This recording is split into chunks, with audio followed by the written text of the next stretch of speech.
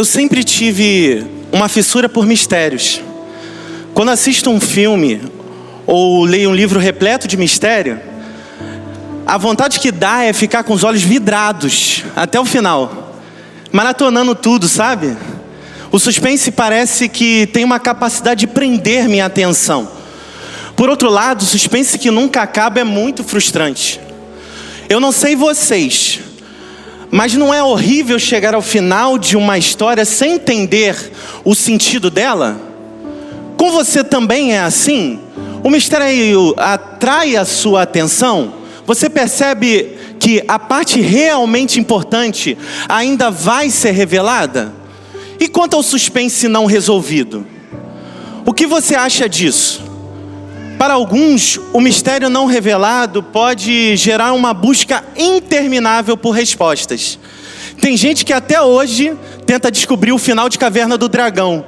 E depois que eu falei isso, tem gente que está aqui, refletindo muito forte sobre isso, né? Mas tem gente que talvez não conheça essa história.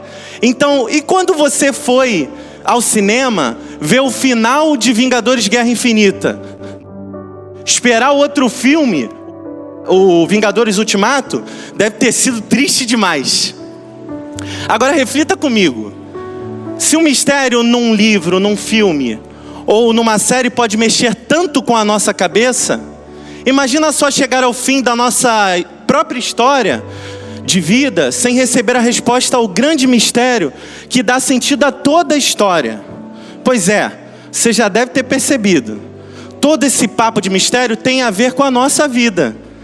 Nesse exato momento, bilhões de pessoas não têm a menor ideia do que estão fazendo nesse planeta. Suas vidas não têm sentido e, ao mesmo tempo, procuram sem parar por algo que faça terminar esse grande suspense.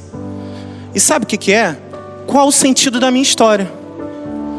Não resta dúvida que este é um assunto central na Bíblia. A palavra de Deus conta a nossa história ao apresentar como Deus está redimindo a história.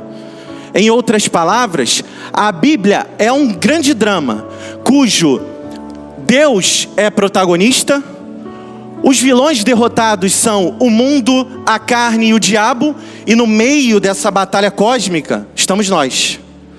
Ainda bem que a Bíblia não é um livro de histórias aleatórias, que não nos revela o mistério que dá sentido a toda a história, e também a nossa história.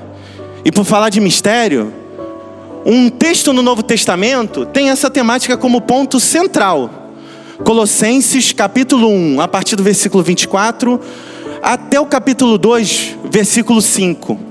Este texto demonstra a alegria e a dedicação de Paulo no ministério que ele havia recebido de Deus.